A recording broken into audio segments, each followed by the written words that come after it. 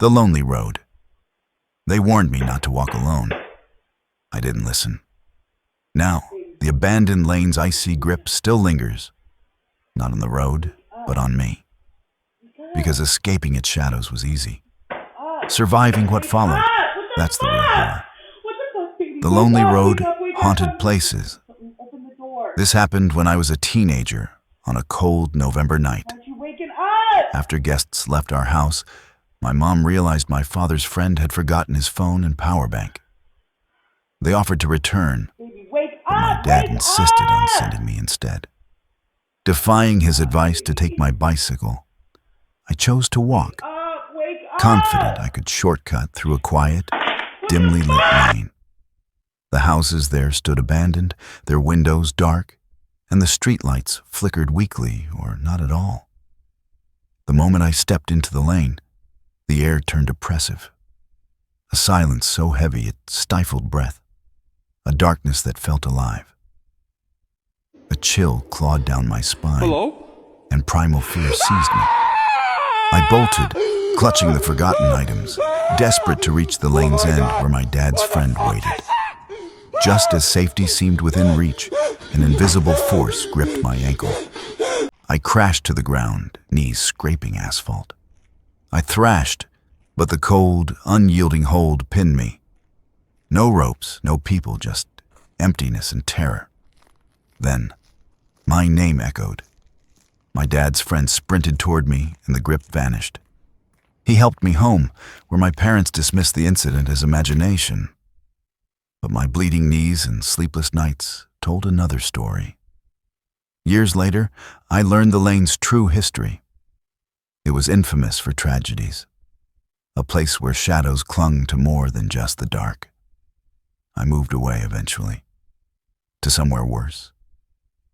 Empty hallway greetings to everyone. I've been an avid reader on this site for a year, and I have now decided to make an account and publish my story. And note, this was my first experience. More to follow. And by the way, just for details, I am a Filipino, and this happened in our old home in Dubai. I was 16 years old. As a kid, I've always been a big believer in the paranormal.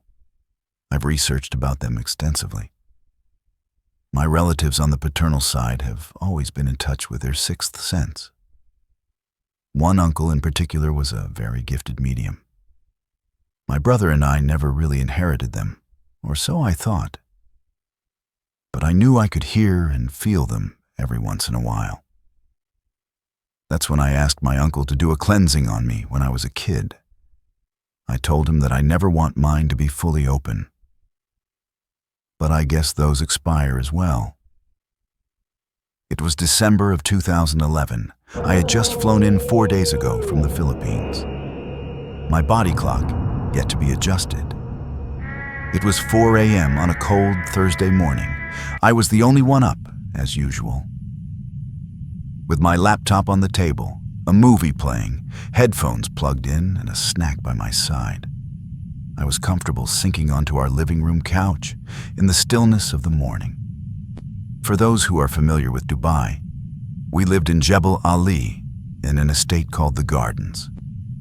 Multiple residential buildings, about 6 stories each, with each floor having about 10 units, meaning there's that long hallway once you get out of the elevator or stairs. After a few minutes of getting comfortable, I hear this scream coming from the hallway. At first, I just thought it could be a neighbor's kid playing, since it sounded like the screams were pacing from one end of the hall to the other. But I suddenly remembered the time. Who the hell plays and runs around at 4 in the morning? I heard it once more. This time I decided to stand right behind our door. Being able to identify it now, I was surprised. It was the scream of a little girl. This time, however, it was right outside our door. I could literally hear it. My jaw was wide open and eyes completely shocked. This lasted for a good 6 to 8 seconds. After a few seconds, the scream started to move away. The family next door had a child, but theirs was still a baby. To our right was a wall and a fire exit. We lived at the very end of the hallway. Now each floor and hallway, right after you exit the elevator, has a double door, like the ones in hospitals, those types. Small windows at eye level and no handles, push-type kinds.